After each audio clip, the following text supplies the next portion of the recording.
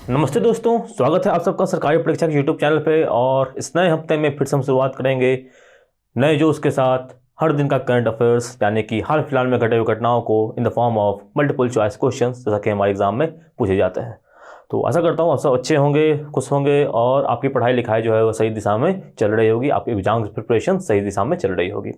तो इसी के साथ आपको मोटिवेट करने के लिए लाएं आज का मोटिवेशनल कोट, जो कहता है कि एक्शन इज द फंडामेंटल की टू सक्सेस। एक्शन लेना जो बहुत ज़रूरी है कि अगर आपको लगता है कि हमें क्या काम करना चाहिए, किस तरह से स्ट्रक्चर्ड में, प्लान में काम करना चाहिए, तो आपको उसके पर एक्शन लेना चाहिए और तभी आपको सफलता मिलेगी। हम बैठे रह जाएंगे कि नहीं ये तो नहीं हो सकता, या किसी और का वेट करें कि ये आके ये कर देगा, तो क्या होगा, चीज़ें अटकती रह जाएंगी और आप जो है अपने लक्ष्य तक नहीं पहुंच पाओगे। तो बहुत ही ज़रूरी है कि अपने काम के लिए सही रूप से एक्शन लेना। ओके, तो इसी के साथ स्टार्ट करेंगे आज का पहला क्वेश्चन। क्वेश्चन कहता है कि the monetary policy committee of Reserve Bank of India retain the repo rate. What is the rate? Bharatiya Reserve Bank की मौद्रिक नीति समिति एमपीसी ने रेपो दर को बरकरार रखा है। यह दर क्या है? हमारा ऑप्शन है ए 3, बी 4, सी 5 या डी 2। सही उत्तर है ऑप्शन नंबर बी 4, यानी कि रेपो रेट है अभी 4% और इसे मेंटेन कर दिया गया है इस मीटिंग में भी। तो मॉनेटरी पॉलिसी कमेटी क्या है? वो बैठती है अब साल में करीब 6 बार, यानी कि हर 2 महीने पर, और ये तय करती है कि किस तरह का रेपो रेट रहेगा, रिवर्स रेपो रेट रहेगा और अन्य भी तरह की जो पैरामीटर्स होती हैं वो रेट्स जो वो आरबीआई सेट करती है इस मीटिंग के डिस्कशन के बाद। तो ये 4% पर रिटेन कर दिया गया है, मतलब पहले भी 4% था और 8 अप्रैल की जो मीटिंग हुई उसके बाद भी ये 4% ही है। ठीक है, तो रेपो रेट होता क्या है? रेपो रेट वो रेट होता है जिससे रिजर्व बैंक जो है वो दूसरे बैंकों को क्या करती है, लोन देती है। और रिवर्स रेपो रेट क्या होता है? इससे वो बैंक जो है वो दूसरे बैंकों के जो डिपॉजिट है वो लेती है। आई मीन सेंट्रल बैंक जो आरबीआई है हमारा, वो दूसरे बैंकों की डिपॉजिट लेती है। तो रिजर्व रेपो रेट कितना है? 3.35%, और इसे भी क्या कर दिया गया है, इसे भी मेंटेन रखा गया है। ठीक है दोस्तों, तो अब इसी के साथ बढ़ते हैं अब अगले क्वेश्चन के ऊपर। क्वेश्चन नंबर 2 ये रहा आपके स्क्रीन के ऊपर। क्वेश्चन कहता है कि recently completion of 3 crore houses was announced by PM Narendra Modi. This is done under scheme. हाल ही में प्रधानमंत्री नरेंद्र मोदी ने 3 करोड़ घरों के निर्माण को पूरा करने की घोषणा की है।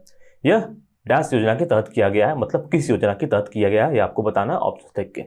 पहला ऑप्शन है ए प्रधानमंत्री आवास योजना, दूसरा ऑप्शन है बी इंदिरा आवास योजना, तीसरा ऑप्शन है सी पीएम स्वनिधि, या चौथा ऑप्शन है D national social assistance programme. सही उत्तर जानेंगे। सही उत्तर ऑप्शन नंबर ए प्रधानमंत्री आवास योजना। जी हाँ, प्रधानमंत्री आवास योजना ये प्रधानमंत्री द्वारा, मोदी जी द्वारा लाई गई स्कीम थी और ये स्कीम 2015 में ही आई थी।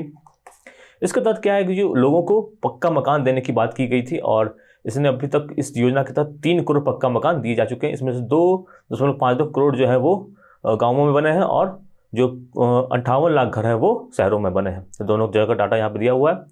तो ये बेसिकली क्या हुआ था कि प्रधानमंत्री जी ने शुरू की थी और साथ में इसकी उज्ज्वला योजना भी शुरू हुई थी। मतलब जो घर बनेंगे उन्हें भी उज्ज्वला योजना का लाभ भी मिलेगा। मतलब इन घरों में जो उज्ज्वला योजना के तहत गैस कनेक्शन भी प्रोवाइड किए जाएंगे। ओके, तो ये इंपॉर्टेंट इन्फॉर्मेशन है कि इस योजना के तहत हुई है प्रधानमंत्री आवास योजना। इसके बारे में भी सवाल बनने के चांसेस है और कई बार आए भी हुए हैं, तो इसके बारे में आपको डिटेल में पढ़ लेना चाहिए। बढ़ते हैं आगे अगले क्वेश्चन के ऊपर। क्वेश्चन नंबर 3 ये आपके स्क्रीन के ऊपर। क्वेश्चन कहता है कि which railway zone targets to electrify entire network in 2 years। 2 वर्षों में पूरे नेटवर्क को विद्युतीकरण करने का लक्ष्य किस रेलवे जोन ने लिया है? ठीक है, ऑप्शन है ए साउदर्न रेलवे दक्षिण रेलवे, बी नॉर्दर्न रेलवे उत्तर रेलवे, सी ईस्ट सेंट्रल रेलवे यानी पूर्व मध्य रेलवे, या डी साउथ वेस्टर्न रेलवे यानी कि दक्षिण पश्चिमी रेलवे। जानेंगे अब सही उत्तर क्या है। सही उत्तर है option number D south western railway.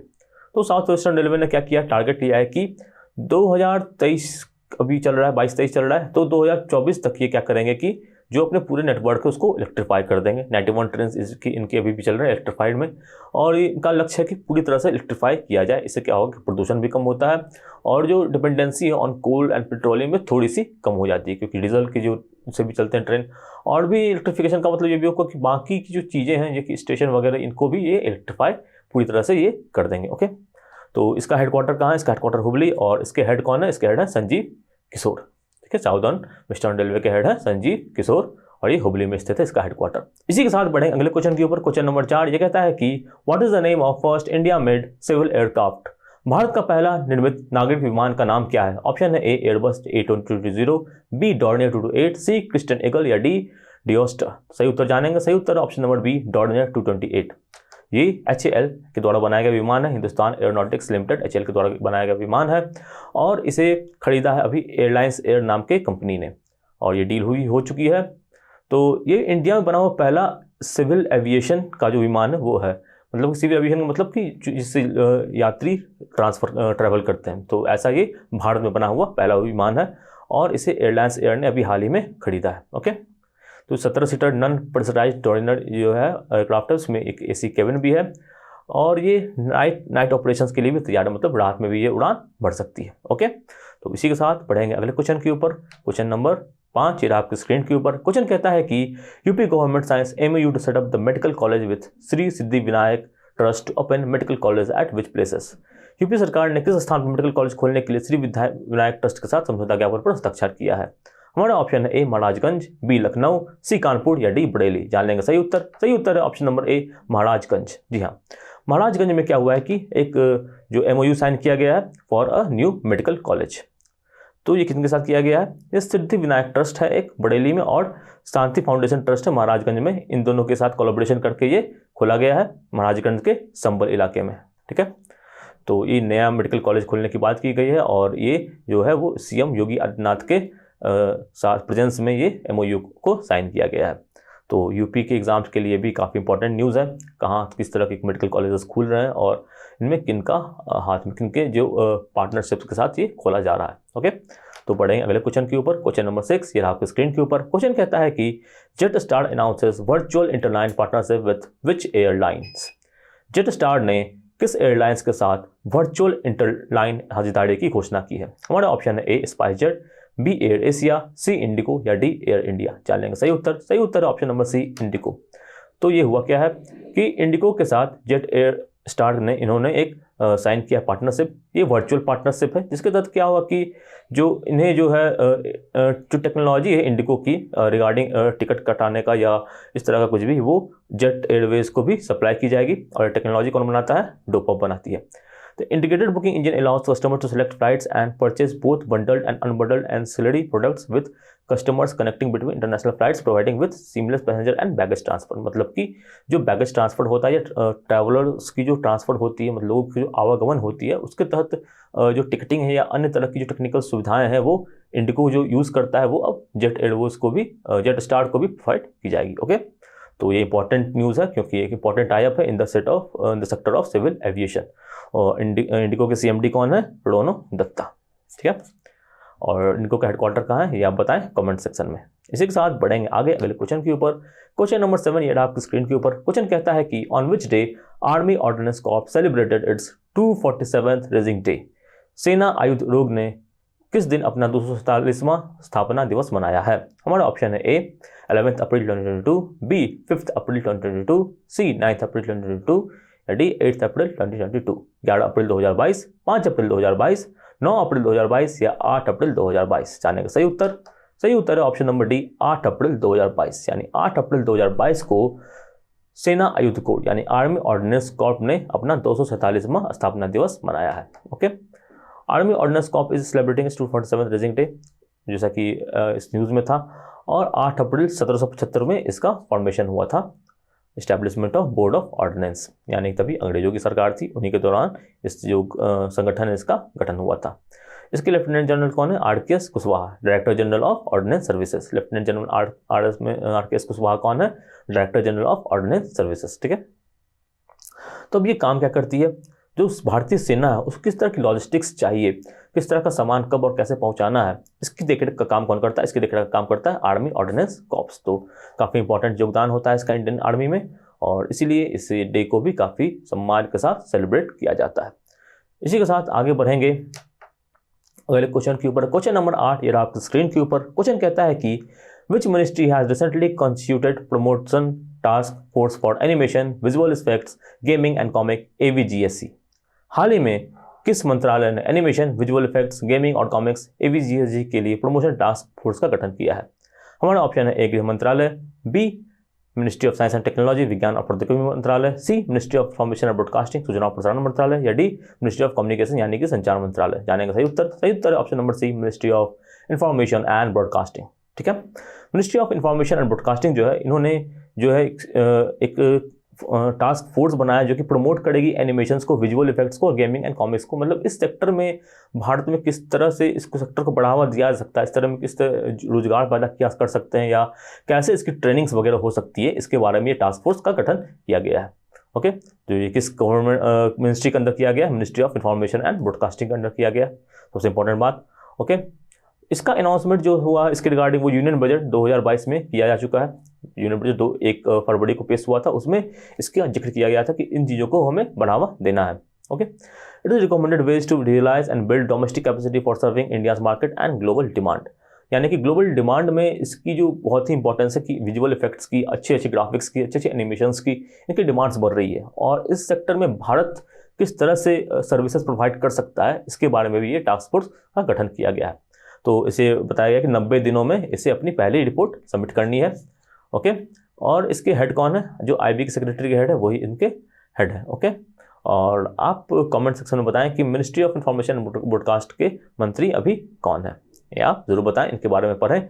और हर दिन आप इस तरह से किसी मंत्रालय या उनके मंत्रियों के बारे में पढ़ेंगे तो आपकी जो लिस्ट ऑफ यूनियन मिनिस्टर्स है वो धीरे धीरे आपको याद होती रहेगी और इसके लिए आपको बहुत अलग से एफर्ट करने की ज़रूरत नहीं पड़ेगी। इसे करंट अफेयर क्लासेस को आप रेगुलरली वॉच करें, इसे रोज़ का रोज़ देखा करें और टाइम से देखा करें। एक टाइम शेड्यूल बना लें, उस टाइम में आप इस वीडियो को देखें और इसके नोट्स जरूर बनाएं। साथ ही साथ जो अन्य वीडियोज़ अपलोड होते हैं हमारे, उन सबको भी आप ज़रूर देखा करें रिगार्डिंग डिफरेंट टॉपिक्स। और इन सब की जो आप नोट्स बना के आप यूज़ करोगे और टाइम टू टाइम आप प्लान्ड वे में पढ़ाई करोगे तो चीज़ें आपके लिए काफ़ी आसान हो जाएगी। एग्जाम के टाइम में आपको एक्स्ट्रा स्ट्रेस लेने की ज़रूरत नहीं पड़ेगी। ओके, तो इसी के साथ बढ़ेंगे आगे अगले क्वेश्चन के ऊपर। क्वेश्चन नंबर 9 ये कहता है कि which ministry has organised 2 days scientific convention on world homeopathy day. विश्व होम्योपैथी दिवस पर किस मंत्रालय ने 2 दिवसीय वैज्ञानिक सम्मेलन का आयोजन किया है? हमारे ऑप्शन है A health ministry, B ministry of AYUSH, C home ministry या डी मिनिस्ट्री ऑफ एजुकेशन। जान लेंगे सही उत्तर option number B ministry of AYUSH. तो मिनिस्ट्री ऑफ आयुष ने क्या किया है? 2 दिवसीय वैज्ञानिक सम्मेलन का आयोजन किया है। ओके, इसके बारे में और जानते हैं। तो ये जो आयोजन है आयुष मंत्रालय ने 3 संस्थाओं के साथ मिलकर किया है। पहला है central council of research in homeopathy, national commission for homeopathy and national institute of homeopathy on the occasion of world homeopathy day. मतलब इन 3 संगठनों के साथ मिलकर ये जो संगठन है वो बनाया गया है। ओके, और ये 9 और 10 अप्रैल को ये जो है मीट होगा। It is organised at Bharat Ratna C Subramaniam auditorium, New Delhi में मनाया जाएगा, भारत रत्न सी सुब्रमण्यम ऑडिटोरियम में। इसका थीम क्या है? इसका थीम है homeopathy people's choice for wellness. Homeopathy को बढ़ावा देने के लिए ये इवेंट है और homeopathy people's choice for wellness इसका थीम है। वर्ल्ड होम्योपैथी डे मनाया जाता है कब? 10 अप्रैल को। और किस संदर्भ में मनाया जाता है ये भी जानना जरूरी है। World homeopathy day is observe to commemorate the birth anniversary of founder of homeopathy doctor Christian Friedrich. Doctor Christian Friedrich important नाम है, ये एग्जाम में भी पूछा जा सकता है कि होम्योपैथी के संस्थापक कौन थे। तो इनमें से इनका नाम आएगा डॉक्टर क्रिश्चियन फेडरिच और इन्हीं की जो है जन्मदिन को ही मनाया जाता है as world homeopathy day. Homeopathy में इनका कंट्रीब्यूशन है, बेसिकली होम्योपैथी के फाउंडर हैं। तो इसी के साथ बढ़ेंगे आगे अगले सवाल पर। सवाल नंबर 10 ये कहता है कि थ्रू विच स्कीम AAI यानी कि airport authority of India airports providing platform to self help groups for promotion of local artisan. किस योजना के माध्यम से AAI हवाई अड्डे अस्थायी कारीगरों को बढ़ावा देने के लिए स्वयं सहायता समूहों का मंच प्रदान करेगा? हमारा ऑप्शन है ए अवसर, बी उड़ान, सी नभ या डी दिग्यात्रा। जानेंगे सही उत्तर है ऑप्शन नंबर ए अवसर। तो एयरपोर्ट अथॉरिटी ऑफ इंडिया ने क्या किया है कि इन्होंने एक सेल्फ हेल्प ग्रुप्स को बनाया है। इसका काम क्या होगा? सेल्फ हेल्प ग्रुप्स जो होगा इसमें जो भी आर्टिशियंस हैं जो या हैंडीक्राफ्ट्स बनाते हैं उनके प्रोडक्ट्स आपने अक्सर देखे होंगे कि एयरपोर्ट्स पर इस तरह के प्रोडक्ट्स बेचते हैं। तो जो लोकल आर्टिशियंस हैं उनके प्रोडक्ट को वहाँ पे कैसे बढ़ावा दिया जाए कि एक जगह पे एयरपोर्ट है और वहाँ पे कुछ लोकल आर्टिशियन भी कुछ इस तरह के हैंडीक्राफ्ट सामान बना रहे हैं। तो एयरपोर्ट अथॉरिटी ऑफ क्या करेगा? अवसर स्कीम के तहत उन्हें इस चीज़ को वो बढ़ावा देगा। अवसर क्या है? Airport as venue for skilled artisan of the region. Full form भी आप याद कर सकते हैं, इंपॉर्टेंट है। तो इसी के तहत क्या होगा कि जो भी हाउस होल्ड या कॉटेज इंडस्ट्री को होता है उनको बढ़ावा देने का काम यहाँ पे किया जाएगा और जो भी हैंडीक्राफ्ट का सामान होता है वो एयरपोर्ट पे बेचे जाएंगे, जैसे बेचे जाते हैं। बट अब यहाँ पे क्या होगा? लोकल आर्टिशियन को भी स्पेशल सपोर्ट देने की बात की गई है इसके द्वारा, एयरपोर्ट अथॉरिटी ऑफ इंडिया के द्वारा। Airport authority of India CEO कौन है? CEO है संजीव कुमार। ओके, तो ये थे आज के इंपॉर्टेंट 10 क्वेश्चंस। आशा करता हूँ कि आपको सारे क्वेश्चंस अच्छे से समझ में आ गए होंगे। अगर आपको ये वीडियो अच्छा लगा हो तो ज़रूर लाइक कीजिए, अपने विचारों को आप कमेंट में लिख सकते हैं। इस वीडियो को ज़्यादा से ज़्यादा शेयर कीजिए ताकि ज़्यादा से ज़्यादा लोगों तक पहुंच पाए और किस तरह के वीडियोस हमें चाहिए होते हैं उनके हमें बेहतर एक इंसाइट मिल पाए और आपको एक अच्छे कंटेंट्स हम प्रोवाइड कर पाएँ। ठीक है, साथ ही साथ आप सब्सक्राइब कीजिए सरकारी परीक्षा के यूट्यूब चैनल को और बेल आइकन को जरूर दबाइए। इससे क्या होगा कि जो भी नए अपडेट्स होंगे, जो भी नए एग्जाम्स आते हैं उनके रिगार्डिंग जो भी इन्फॉर्मेशन होगा वो भी आपको तुरंत प्रोवाइड करा दी जाएगी। ठीक है, और साथ ही साथ आप हमें फॉलो कर सकते हैं अन्य सोशल मीडिया प्लेटफॉर्म्स पे, यानी कि इंस्टाग्राम पे, फेसबुक पे, जहाँ पे आपको मिलेंगे ढेरों मजेदार कंटेंट्स।